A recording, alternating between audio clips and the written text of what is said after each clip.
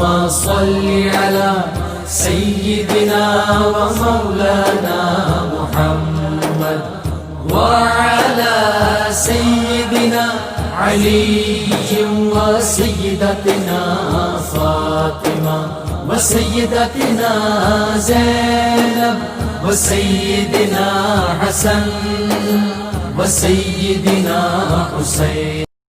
اعوذ باللہ من الشیطان الرجیم. بسم اللہ الرحمن الرحیم.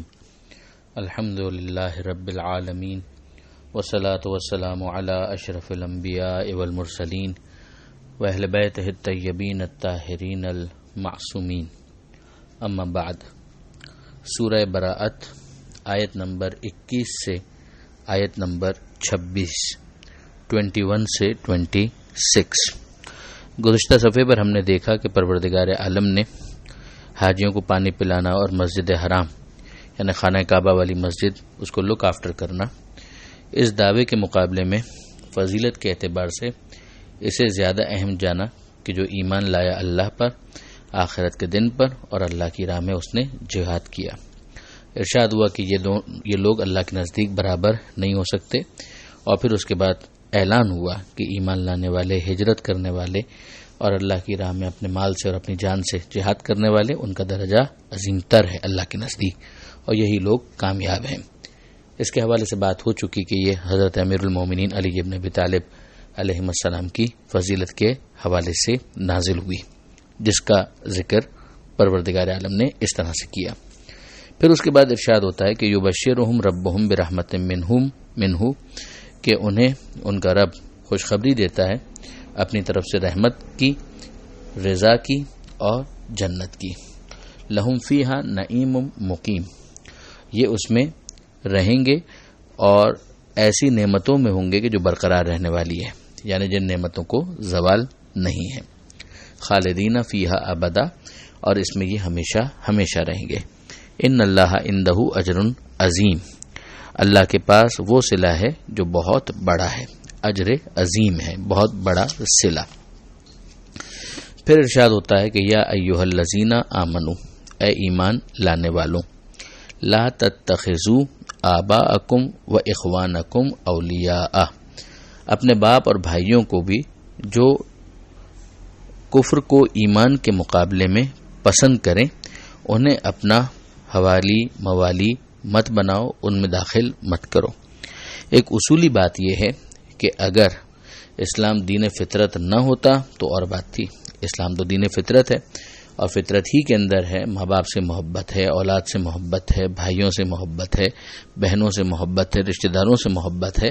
یہ تمام تر چیزیں بالکل حق ہیں، فطری ہیں، مگر بات سیدھی سی اتنی ہے کہ ان کا اگر کبھی ٹکراؤ ہو جائے دین کے ساتھ، ایک طرف خدا ہے اور ایک طرف یہ سارے رشتے ناتے ہیں، ایک طرف خدا ہے اور دوسری طرف مال ہے، ایک طرف خدا ہے اور دوسری طرف مکان ہے، ایک طرف خدا ہے اور دوسری طرف کاروبار ہے، تو پھر ایک بندہ مومن کا طریقہ کار یہ ہوتا ہے کہ اگر وہ صاحب ایمان ہے، جو یہاں پر خطاب بھی ہے صاحبان ایمان سے کہ یا ایھا الذین آمنو، تو اگر تم صاحب ایمان ہو تو تم اس طرح سے نہیں کر سکتے کہ پھر ان رشتہ داریوں کو ترجیح دو خدا کے مقابلے پر. وہی کہا گیا کہ ان استحب الکفر علی الایمان، کہ وہ تمہارے ماں باپ یا تمہارے بھائی اگر وہ کفر کو ترجیح دیتے ہیں، کفر کو وہ پسند کرتے ہیں ایمان کے مقابلے میں، تو پھر تمہارا طریقہ کار یہ ہونا چاہیے کہ تم ان کو اپنا دوست، اپنا سرپرست نہ بناؤ، اور ان سے وہ جگری معاملہ تمہارا پھر نہیں ہونا چاہیے.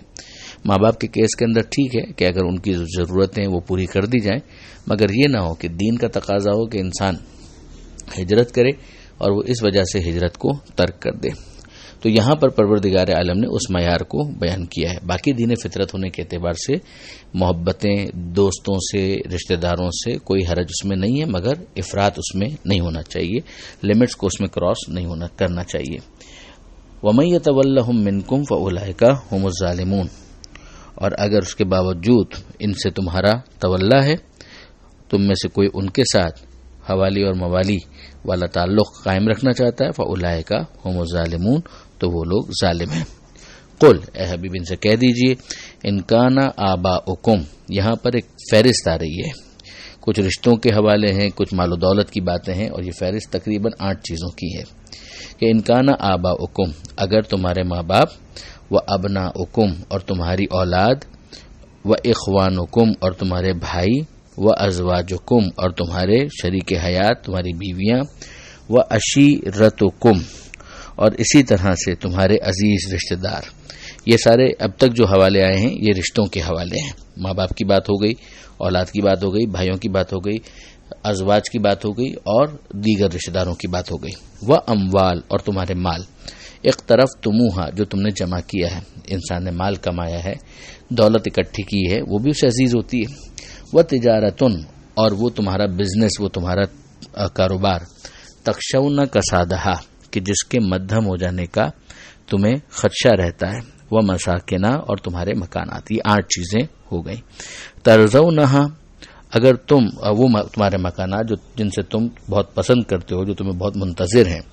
احب الیکم اگر یہ تمہیں زیادہ عزیز ہیں، من اللہ و رسولہ و جہاد فی سبیلہ اللہ سے، اللہ کے رسول سے اور اللہ کی راہ میں جہاد کرنے سے. فتربصوا تو پھر انتظار کرو، حتی یاتی اللہ بامرہ یہاں تک کہ اللہ اپنے امر اور اپنے فیصلے کو لے آئے، اپنے فیصلے کو صادر کر دے. واللہ لا یہدی القوم الفاسقین اور جو بد اعمال ہیں اللہ انہیں منزل مقصود تک نہیں پہنچاتا، اللہ ان کی ہدایت نہیں کرتا. یعنی اب ایک طرف یہ 8 چیزوں کو بیان کیا گیا اور ان کے مقابلے میں خود اللہ کے رسول اور اللہ کی راہ میں وہ جہاد جو فی سبیل اللہ ہو رہا ہے، جان سے بھی، مال سے بھی، وغیرہ وغیرہ.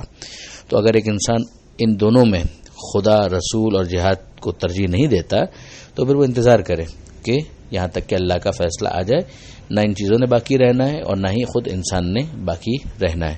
حضرت مولا علی علیہ السلام کا بہت زبردست جملہ ہے کہ یہ دنیا اگر تمہارے لیے باقی رہ بھی گئی تو تم اس کے لیے باقی نہیں رہو گے. ویسے تو نہ دنیا نے باقی رہنا ہے نہ تم نے باقی رہنا ہے، مگر کیس یہی ہے کہ جس ظرف زمان کے اندر، ظرف مکان کے اندر ہم سانسیں لے رہے ہیں، بالآخر ہماری سانسیں ختم ہو جانے والی ہیں.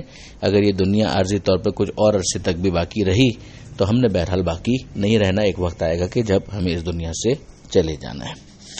آگے پروردگار عالم فرماتا ہے. اچھا، اس سے پہلے کہ آگے ہم بڑھیں، یہ میں عرض کر دوں کہ یہ کہنے کی ضرورت اس لیے بھی پیش آئی اس موقع پر. ویسے تو ایک جنرل گائیڈ لائن تو ہے ہی، رہنمائی تو ہے ہی، مگر خاص جس کانٹیکسٹ کے اندر یہ آیتیں چل رہی تھیں اس میں ایک بات یہ بیان کی گئی کہ جب یہ حکم ہوا کہ مشرکین مکہ اب سے داخل نہ ہو، یعنی مسجد الحرام میں آنا ان کا بند ہو جائے گا اور ان کو اتنی مہلت دے دی گئی، تو بعض مسلمانوں کو یہ فکر پیدا ہوئی کہ اس میں ہماری تجارت کو نقصان پہنچے گا اور ہمارے اہل و عیال کو بھی جو مکہ میں ہے ضرر پہنچنے کا اندیشہ ہے.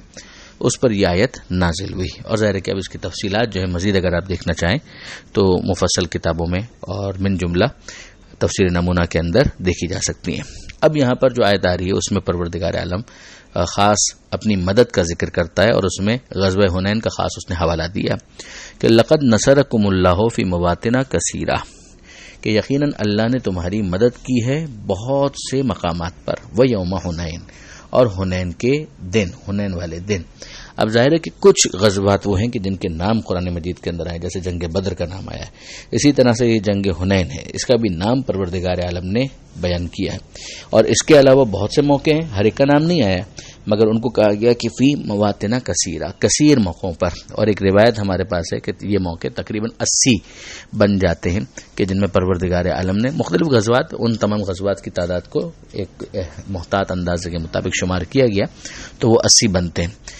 غزوہ حنین کا خاص طور پہ جو ذکر کیا گیا اس کی ایک وجہ ہے جو خود آگے بیان کی جا رہی ہے.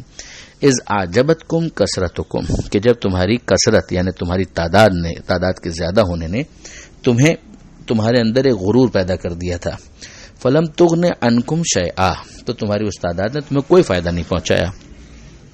وضاقت علیکم الارض، زمین تمہارے لیے تنگ ہو گئی، بما رحبت، اپنی وسعت کے ساتھ، یعنی تمہیں ایسا لگنے لگا کہ جیسے زمین تنگ ہو گئی ہے. ثم ولیتم مدبرین، اور اس کے بعد تم منہ پھیرا کر بھاگنے لگے اور پسپا ہو گئے، پیٹ پھرا کے پسپا ہو گئے. اب یہ اگر آپ دیکھیں تو یہ جو جنگ حنین کا معاملہ تھا اس کا بیک گراؤنڈ تھوڑا سا مختصراً ہی بیان ہو سکتا ہے کہ یہ غزوہ شوال، یہ غزوہ جو ہے وہ شوال 8 ہجری میں پیدا ہوا۔ جب 8 ہجری میں ماہ رمضان میں مسلمانوں کو فتح مکہ کی شکل میں خدا نے فتح مبین عطا فرمائی ہے، تو اب اس کے بعد یہ جو علاقہ تھا جہاں پر جو مکہ کے قریب ہی تھا، اور وہاں پر رہتے تھے قبیلہ حوازن اور ان کی دوسری شاخ بنی ثقیف جو طائف میں رہائش پذیر تھے، ان لوگوں نے ایک اپنے لیے خطرہ محسوس کیا مسلمانوں کو اور تیاری کی، اور انہوں نے غزوہ فتح مکہ کے بعد مسلمانوں پر حملہ کرنے کا ارادہ کیا۔ اب ان سے جو مقابلہ ہوا ہے تو اس مقابلے کے اندر تعداد تو بہت زیادہ تھی، 12,000 تو لشکر تھا، اور پھر 2,000 جو طلقاء جو فتح مکہ کے موقع پر آزاد کردہ افراد تھے، ابو سفیان اور دیگر افراد، وہ بھی شریک ہو گئے تھے۔ تو اب یہ سب جب پہنچے وہاں پر، تو وہاں پر ابتدائی مقابلے کے بعد مسلمان جو ہے پسپائی اختیار کر گئے، اور اس کے اندر ظاہر ہے کہ ہمیشہ کی طرح سے پیغمبر اکرم صلی اللہ علیہ وآلہ وسلم وہ تو ہمیشہ کی طرح سے بالکل میدان کے اندر ڈٹے رہے، اور اسی طریقے سے امیر المومنین حضرت علی ابن ابی طالب علیہ الصلوۃ والسلام، اسی طرح سے جناب عباس ابن عبد المطلب، جناب فضل ابن عباس رضی اللہ تعالی عنہم اجمعین، ان کا ذکر ملتا ہے، مگر زیادہ تر لوگ جو تھے وہ فرار اختیار کر گئے۔ اور ایسے میں پیغمبر اکرم صلی اللہ علیہ وآلہ وسلم فرماتے تھے کہ انا النبی لا کذب انا ابن عبد المطلب، کہ میں نبی ہوں اور اس میں کوئی جھوٹ نہیں ہے، میں عبد المطلب کا فرزند ہوں۔ اور اسی میں پھر پیغمبر اکرم صلی اللہ علیہ وآلہ وسلم نے کنکریوں کی ایک مٹھی کفار کی طرف پھینکی جو ان لوگوں کی آنکھوں پہ اثر انداز ہوئی، اور جس کے نتیجے میں مسلمانوں کی فتح میں ایک اہم قدم آگے بڑھا، اور پروردگار عالم نے اس موقع پر فرشتوں کو بھی نازل کیا، اور اس طرح سے بھی مزید مدد ہوئی۔ ایسے میں جناب عباس ابن عبد المطلب نے بآواز بلند صدا لگائی پیغمبر اکرم کے حکم پر، اور وہ اعلان کر رہے تھے کہ یا معاشر الانصار الذین آووا ونصروا، یا معاشر المہاجرین الذین بایعوا تحت الشجرہ، کہ اے گروہ انصار، اے مہاجرین کہ جنہوں نے بیعت رضوان میں بھی شرکت کی، شجرہ کے نیچے بھی بیعت کی، آؤ پیغمبر اکرم کی طرف، جس کے نتیجے میں بہت سے افراد جو دور چلے گئے تھے وہ واپس پلٹ کر آ گئے، اور ایک تعداد ان لوگوں کی تھی کہ جو فرار اختیار کیے ہوئے تھے، انہوں نے فرار ہی اختیار کیا۔ بہرحال اس موقع پر پروردگار عالم نے اس کی منظر کشی کی ہے کہ تم لوگوں کو کثرت نے غرور میں مبتلا کر دیا، وہ تمہارے کوئی کام نہ آئی، زمین تمہارے اوپر تنگ ہو گئی اپنی وسعتوں کے ساتھ، اور پھر اس کے بعد تم پسپا ہو گئے، منہ پھرا لیا تم لوگوں نے۔ اب پروردگار عالم نے کیا کیا؟ جو پروردگار کی نصرت ہے اس کا نتیجہ کیا نکلا؟ ثم انزل اللہ سکینتہ علی رسولہ وعلی المؤمنین، اللہ نے سکینہ کو نازل کیا، سکینہ کو نازل کیا یعنی اطمینان، سکون کو نازل کیا اپنے پیغمبر پر اور ایمان والوں پر۔ اب آپ خود سوچ سکتے ہیں کہ اگر یہاں یہ کہا جا رہا ہے کہ ایمان والوں پر، تو سیدھی سی بات ہے کہ وہ جو میدان میں ڈٹے ہوئے تھے وہ مراد ہیں۔ اور پھر پروردگار عالم فرماتا ہے کہ وَأَنزَلَ جُنُودًا لَمْ تَرَوْهَا، کہ اللہ نے نازل کیا ان لشکروں کو کہ جن کو تم نہیں دیکھ رہے تھے، جس کے لیے بھی میں نے عرض کیا کہ فرشتوں کا لشکر یہاں پر بھی آیا جس طرح سے بدر کے میدان میں آیا تھا۔ وَعَذَّبَ الَّذِينَ كَفَرُوا، اور خدا نے سزا دی ان لوگوں کو جنہوں نے کفر اختیار کیا۔ وَذَلِكَ جَزَاءُ الْكَافِرِينَ، اور یہ جزا ہے، سزا ہے کفر کرنے والوں کی۔ اب ظاہر ہے کہ آیت 26 پر صفحہ تو مکمل ہو جاتا ہے، مگر بحث آگے بڑھتی ہے، اس کو بھی ہم دیکھ لیتے ہیں ایک آیت اور کہ ثم یتوب اللہ من بعد ذلک علی من یشاء، پھر اس کے بعد جس کی چاہتا ہے اللہ توبہ قبول کرتا ہے، واللہ غفور الرحیم، اور اللہ غفور ہے اور رحیم ہے، یعنی بخشنے والا ہے اور بڑا مہربان ہے۔ اس میں ایک چیز جو یاد رکھنے والی ہے کہ اللہ نے اپنی نصرت کا حوالہ دیا ہے، 1، نمبر 2 کثرت کو معیار سمجھنے سے منع کیا ہے، بلکہ کثرت پر بھروسہ کرنے سے بھی منع کیا ہے۔ مدد انسان کی اللہ کی طرف سے ہوتی ہے، اور اگر اللہ چاہے تو پھر وہ دوسرے طریقوں سے بھی اپنی مدد نازل کر سکتا ہے۔ کثرت اگر صاحبان ایمان کی ہے تو کیا کہنا، ورنہ بہرحال اس کثرت کا کوئی فائدہ نہیں جو نمائشی کثرت بن جاتی ہے۔ اور پھر دوسری بات یہ کہ پروردگار عالم نے اپنے رسول پر بھی سکون اور اطمینان کے نازل کرنے کا اعلان کیا ہے، اور صاحبان ایمان پر بھی۔ ظاہر ہے کہ ان باتوں کے ذریعے سے آگے ہمیں استفادہ کرنا ہے۔ اگلی ہی چند آیتوں کے اندر، 1 یا 2 صفحے کے اندر اور بھی اس طرح سے آیتیں آئی ہیں کہ جن کو سمجھنے کے لیے یہ آیتیں ہمارا بہت بڑا سہارا بنیں گی۔ پروردگار عالم سے دعا ہے قرآن مجید پڑھنے، سمجھنے اور عمل کرنے کی توفیق عطا فرما، اور وارث قرآن امام زمانہ کے ظہور میں تعجیل فرما۔ وآخر دعوانا ان الحمد للہ رب العالمین والسلام علیکم ورحمۃ اللہ وبرکاتہ.